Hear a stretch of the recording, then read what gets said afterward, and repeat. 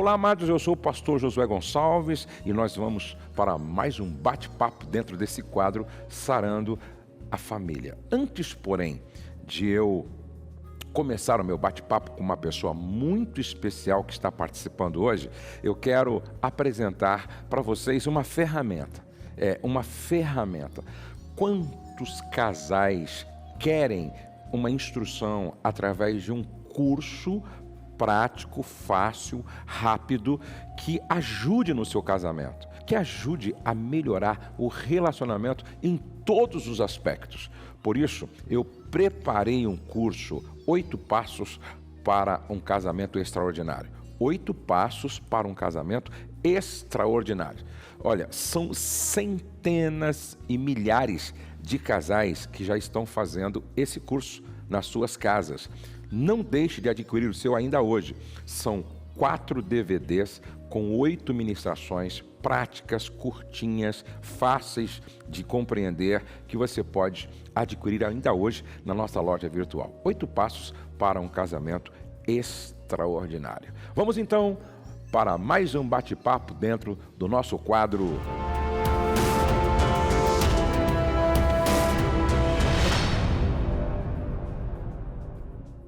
Hoje eu tenho uma convidada muito especial para participar desse bate-papo, cujo tema é muito sugestivo. Nós vamos estar falando hoje sobre inversão de papéis no casamento e na família. Inversão de papéis no casamento e na família. E para conversar comigo hoje, eu tenho a alegria de receber a professora Marlene Guerrato, uma amiga e uma companheira de ministério. Tudo bem, Marlene? Muito bom recebê-la aqui, viu? Tudo na Santa Paz, meu pastor. Tudo na paz, graças a Deus. Bom, Marlene, quantos filhos você tem? Eu tenho 8 filhos. 8 filhos e netos? 24 netos. E não tem bisneta? Bisneta ainda. Estou frustrada, mas não tem importância. Vai chegar. Vai chegar.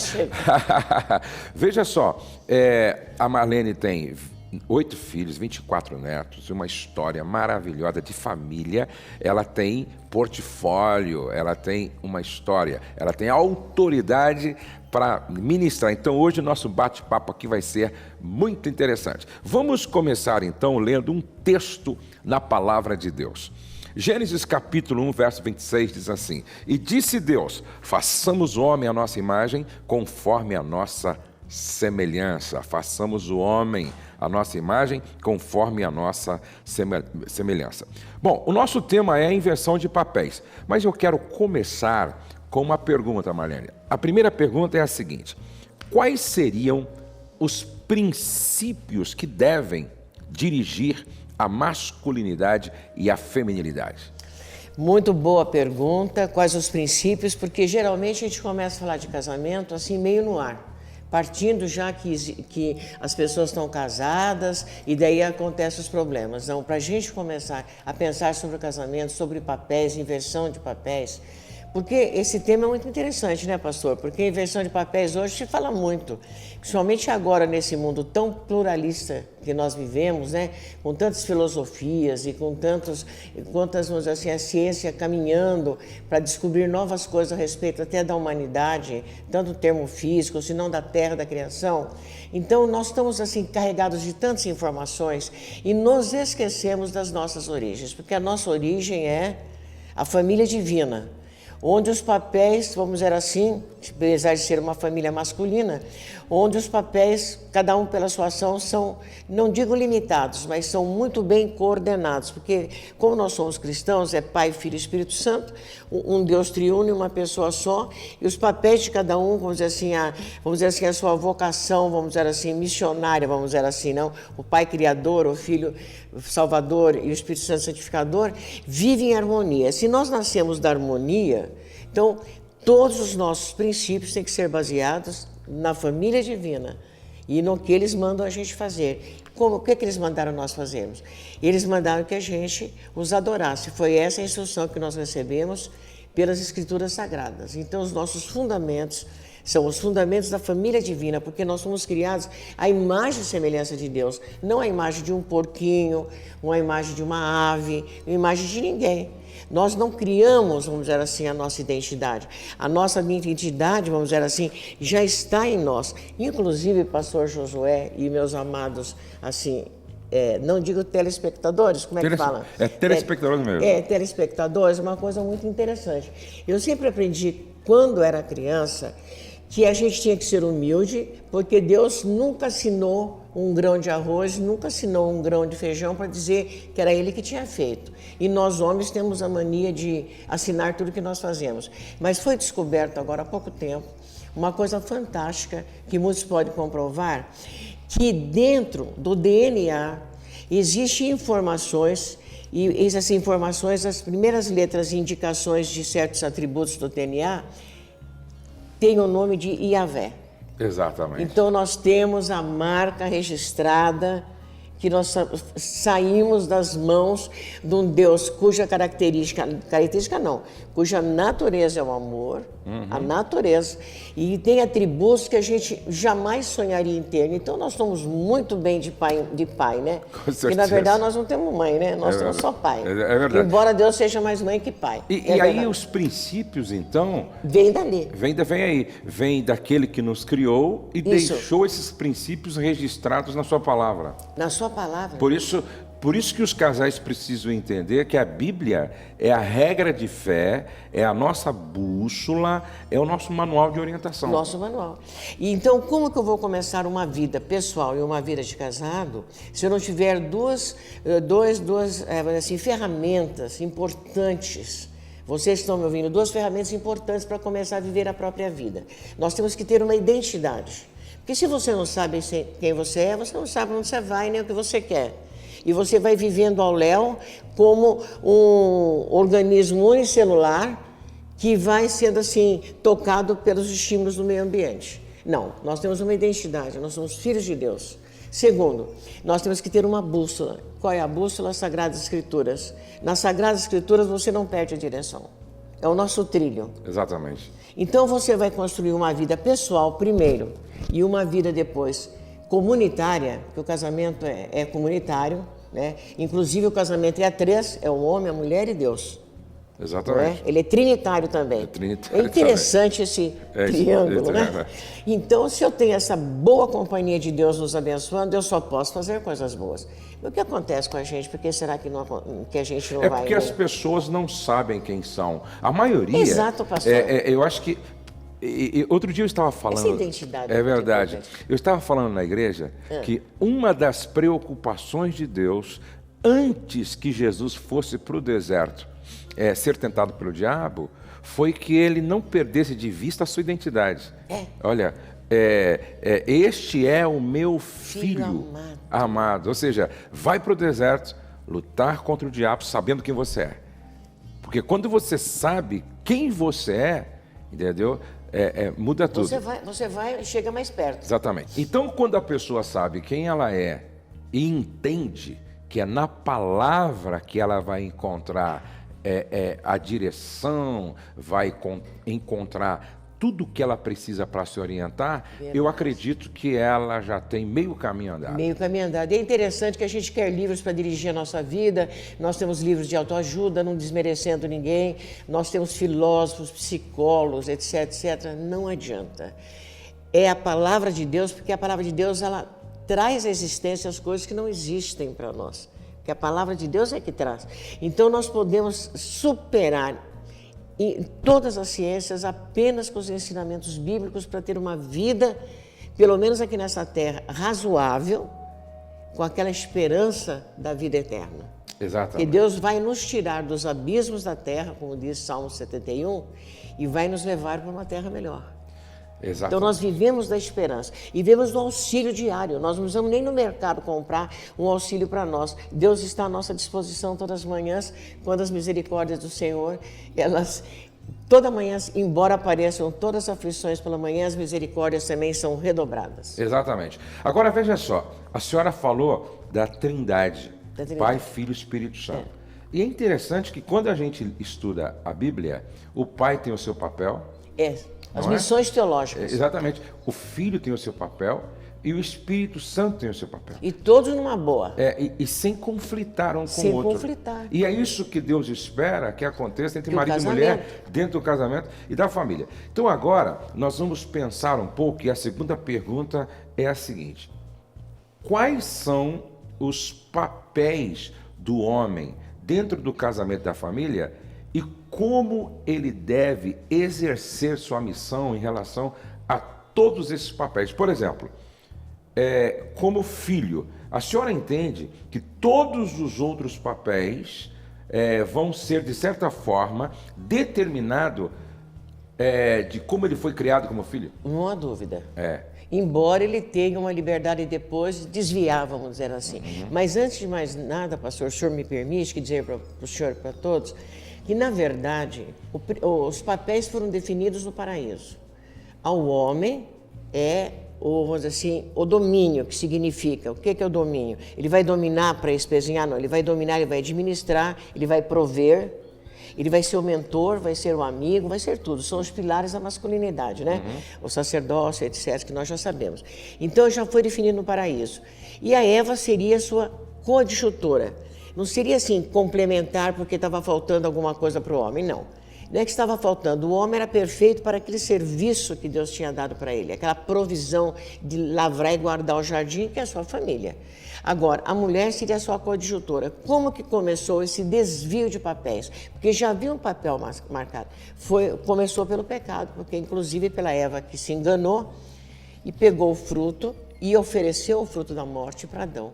E é interessante, pastor, eu quero firmar aqui para todos vocês que estão me ouvindo, que, na verdade, quando Eva comeu o fruto, nada aconteceu, né, pastor? Nada. Mas quando ela deu o fruto da morte na boca de Adão, come, daí, quando ele comeu, que se abriram os olhos, eles perceberam que estavam pecando. O que indica isso daí? Indica que o que foi dado ao homem, que era tomar conta do jardim, lavrar e guardar, foi ele que falhou. Porque ele que falhou. Aonde é que estava Adão que não viu a serpente entrar? E aonde é que não viu a serpente entrar? E aonde é que estava Adão que não se interpôs entre Eva e a serpente? Boa, ficou lá esperando. E mais interessante que acontece conosco, justamente entrando na área dos conflitos familiares, que nós, na verdade, nós somos dois pecadores briguentos dentro do casamento. Não é verdade? Nós somos briguentos, porque a gente fica ofendido se o marido nos magoa e vice-versa. Interessante que o Adão, ao invés de achar ruim com a serpente, achou com o próprio Deus, o Criador. Olha, tá vendo a mulher que o Senhor me deu? Aí já tem uma inversão, né? Ou já inverteu. Vamos dizer assim, ele já quis achar ruim com Deus e com a Eva. E a Eva também apontou a serpente não tinha dedo, não apontou ninguém. Então, na verdade, tudo começou... Não, é verdade, não é? Foi Deus, foi a Eva, e a Eva foi a serpente, assim vai indo. Então, justamente isso é bom para a gente saber o quanto a mulher, somente a mulher, sempre eu falo que ela é o berço afetivo do lar. A mulher vamos dizer assim, é aquela coisa, vamos dizer assim, se nós podemos falar da força do homem, como bastante assim, não digo agressiva, mas assim, ela é penetrante, nós devemos falar da mulher como aquela que é o regaço assim, regaço significa que ela é aquele apoio maravilhoso, fofo, afetivo, amoroso, que deve ter dentro do lar. A mulher foi dada com esses complementos, que são atributos de Deus. Por isso que Deus é paciente, é misericordioso, Ele é amoroso, e ao mesmo tempo que Ele é forte, que Ele é bravo. Então, dentro do homem e da mulher, existem também um flash dos atributos de Deus para a complementação da harmonia conjugal. Então, a senhora entende que com esse problema que houve lá no Jardim do Éden, tipo assim, Adão não estando na sua posição de guardador e protetor, e depois Adão condenando, achando ruim com Deus e com a própria esposa, e não com aquela que mais mal tinha feito, que era a serpente, ali então já começou a confusão dos papéis. Por um motivo, porque ele não fortaleceu os seus limites.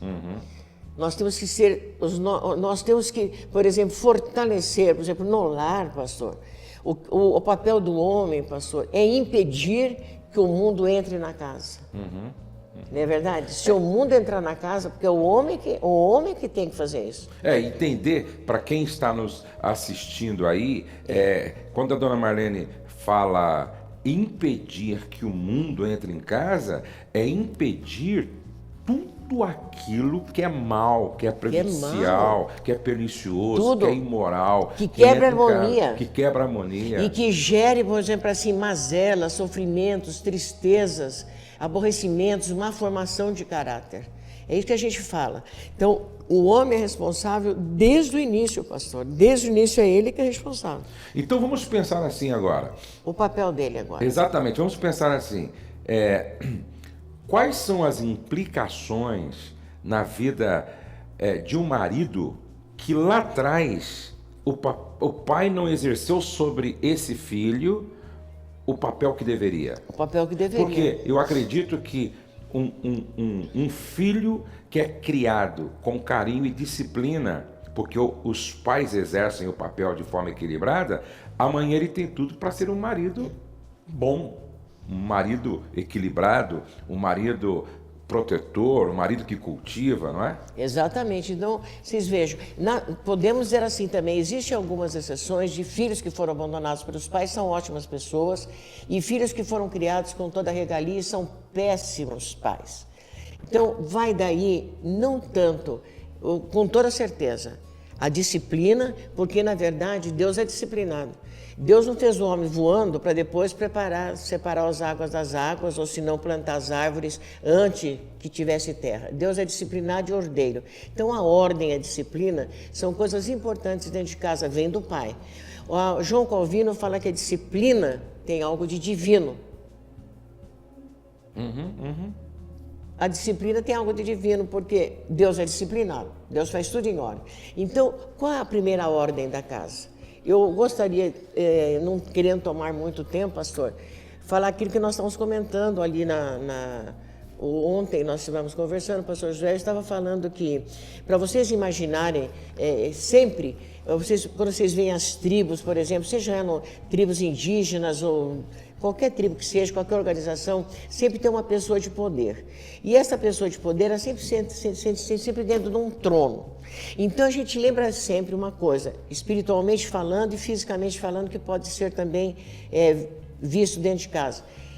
A primeira coisa para um casamento tem que Deus está entronizado no coração dos homens e das mulheres que se propõem a se casar. E o trono que nós estávamos conversando com o pastor Josué é o espaço do poder. Então, quando nós entronizamos Deus no nosso coração, o homem e a mulher, com certeza haverá uma combinação de interesses de viver bem para glorificar o Deus que está entronizado. Então, o que acontece? Tanto o homem vai ajudar a mulher a melhorar o seu temperamento, ou assim, enriquecer sua personalidade, como a mulher vai ver o homem como alguém que está sendo construído. Então, ela não vai ficar brigando toda hora porque colocou a toalha na cama, porque apertou a pasta de dente desse lado, que todo mundo sempre fala. Ela vai levando, vai tendo aquela misericórdia que Deus tem. Então, é mais fácil ter harmonia no casamento e andar certo se Deus estiver entronizado no nosso coração, pastor. Por isso que não dá certo o casamento de pessoas que não têm a mesma visão. Eu não diria, vamos dizer assim, que não tem a mesma religião, que não tem a mesma visão, pastor. Se o senhor tiver a visão, quando o senhor casou com a sua esposa, com certeza o senhor queria servir a Deus em primeiro lugar. Tanto é do berço que o senhor veio, né, pastor? Claro. Seu pai pastor, sua mãe uma mulher cristã, a filharada toda cristã, que sua família também é um exemplo disso. E também do lado da Rosa, o senhor não tinha aquele desejo de servir a Deus com a família? Claro. Deu certo, não deu, pastor? Muito certo. Tá aí. Porque tinha primeiro no seu coração, estava alinhavado, como diz assim, eu diria, estava amarrado com as cordas do amor de Deus, o temor ao nome do Senhor.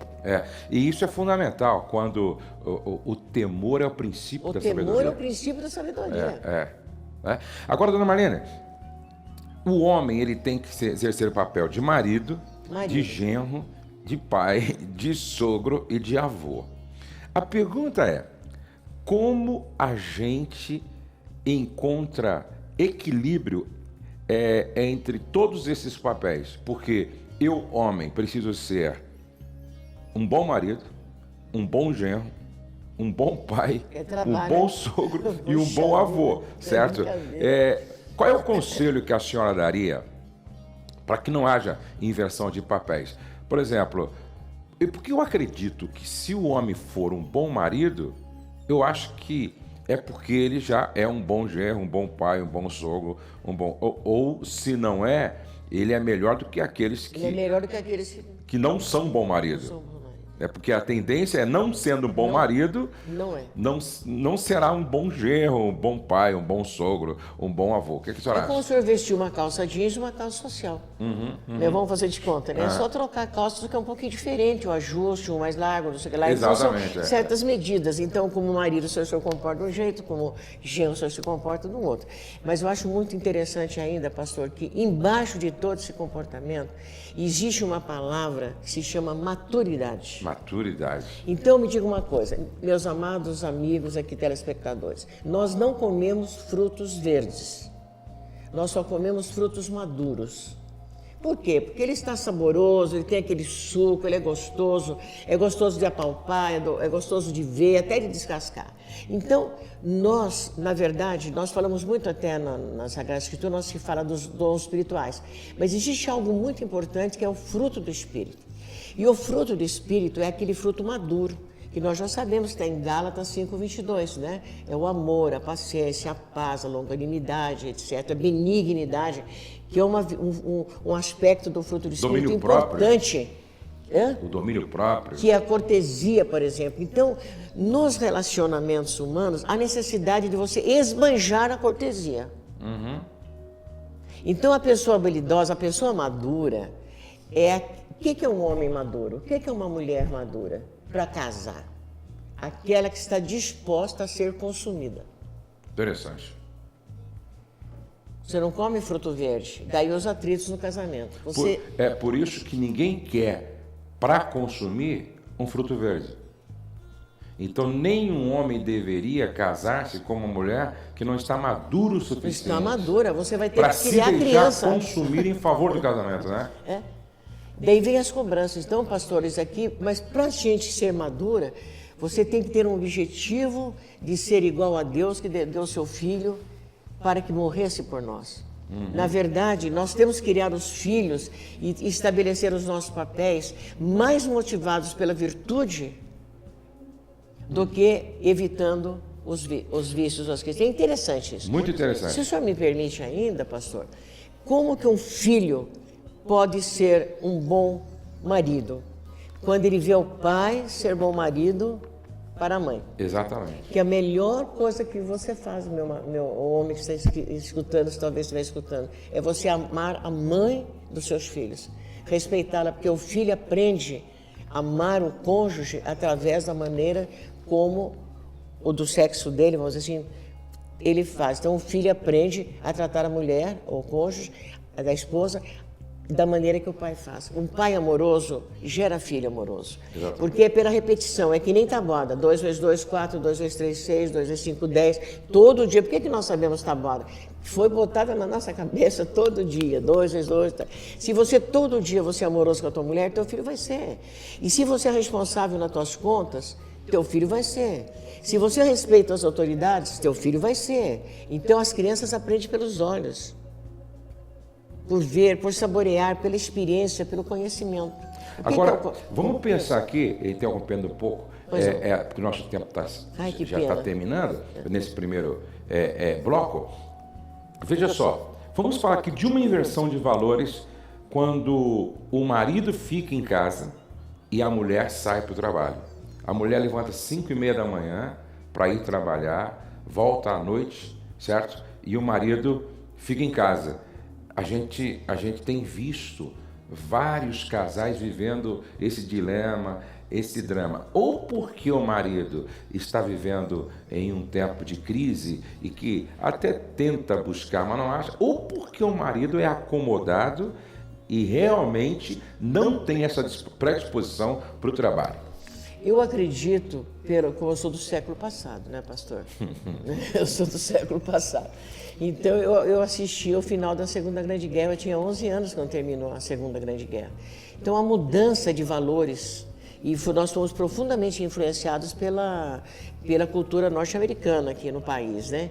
Então o Brasil era um país subdesenvolvido com aparência de moderno.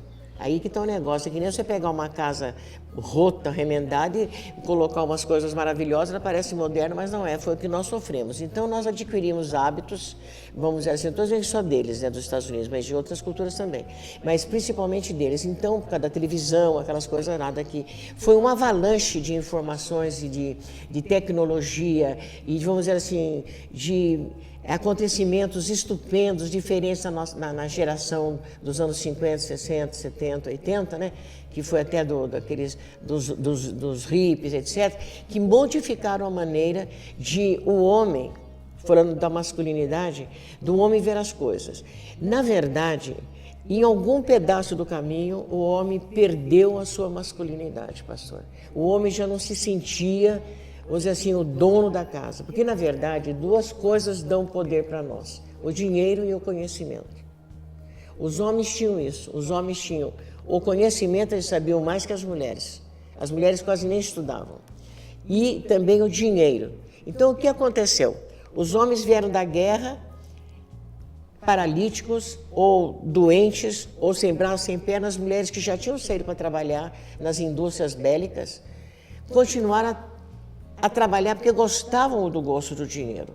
Então a nossa sociedade brasileira se tornou depois, tanto é que nós tivemos aqui a formação, por exemplo, da Fundação Getúlio Vargas, foi após guerra, de negócios, etc., a implantação da indústria no Brasil também, né, do Juscelino Kubitschek, etc., etc. Então o que acontece? Aqui no Brasil, falando do Brasil, as mulheres saíram para trabalhar e sentiram o gosto do dinheiro. E sentindo o gosto do dinheiro, começou uma luta de classes, vamos dizer assim, seria de classe, não pode falar classe, masculino e feminino. Então os homens foram arriando, pastor, com todo respeito. Porque hoje a coisa mais difícil que a gente encontrar é um homem que seja homem com H maiúsculo. Eu falo para as minhas netas assim, pelo amor de Deus, não case com esses homens que ficam dançando assim, ó. Pelo amor de Deus, aqui, casa com um homem que tenha mão calejada pelo trabalho, um homem que seja masculino, que tenha prazer de ser homem. Não. Hoje o homem começou a ficar tão preguiçoso que ele já casa contando com o dinheiro da esposa, pastor. É verdade. Por isso que os lares não têm filhos e têm cachorros. E as mulheres vão morrer no sofá, os homens vão morrer no sofá com o cachorro do lado. Exatamente. Então, perderam a masculinidade, os homens estão perdendo. Por isso que eu falo, os homens devem ser gentis, cavalheiros, devem tratar a mulher como uma dama, como uma princesa. Mas ter voz ativa dentro de Mas casa. quando o homem, certo, é delicado demais. Meu Deus do céu. Certo? Quando Pelo o homem amor de Deus. é delicado demais, jeitoso a gente se sente fraudada, demais. parece que ele está me defraudando, sabe? Olha, eu fico preocupado se realmente ele em algum lugar não perdeu a sua masculinidade. Gente, nosso papo está tão bom, mas a gente pastor, precisa tá uma concluir. delícia. Mas olha, nós vamos voltar, certo? Nós vamos voltar num próximo momento, porque ouvir a professora Marlene Guerrato é ouvir uma mestra do bem e uma fonte de sabedoria e inspiração. Marlene, muito obrigado. Mas você tem 30 segundos agora, porque eu sei que você gosta de falar, porque seu coração transborda de coisas boas. Não, ouvir quem tem muita coisa boa para dizer é muito bom. Então, conclui, mas não se esquece que nós vamos voltar semana que vem, tá bom? Mas conclui deixando uma última palavra para os homens agora. Uma palavra assim poderosa para os homens. Olha, meus amados irmãos, sejam bondosos, sejam amorosos, mas, por favor, vocês não excluam da sua vida os atos masculinos, por favor. Quando digo atos masculinos, os atos masculinos são aqueles próprios da sua identidade masculina. Você não pode perder de vista o projeto que Deus tem para vocês, que vocês serem aquele armazém de forças, aquele celeiro, vamos dizer assim, de ensinamentos para os seus filhos. Aquele que vai ser aquele orientador, como se fosse um capitão de um navio levando o seu navio para terras longínquas. Você vai ser aquele que vai tomar conta de todos, os tripulantes do seu navio, da sua tripulação, dos seus passageiros, levá-las ao destino certo. Porque um dia, lá na frente, você vai recolher os frutos do seu trabalho. de terem uma família unida, fortificada, em torno de valores que são difíceis de implantar, mas com a ajuda de Deus você fará do seu lar um exemplo para toda a sua vizinhança, para a família, para o seu bairro e, acima de tudo, agradar o coração do teu Deus. Por favor, não percam de vista os valores da masculinidade que você deve desenvolver, inclusive nos seus filhos. Que bênção, que bênção. Deus abençoe, Marlene. Estaremos de volta a próxima semana, tá? Amém. Você gostou? Então clique aqui embaixo no gostei, se inscreva no nosso canal, divulgue, compartilhe esse bate-papo com muita gente. Quantas pessoas precisam ouvir estas instruções, tá?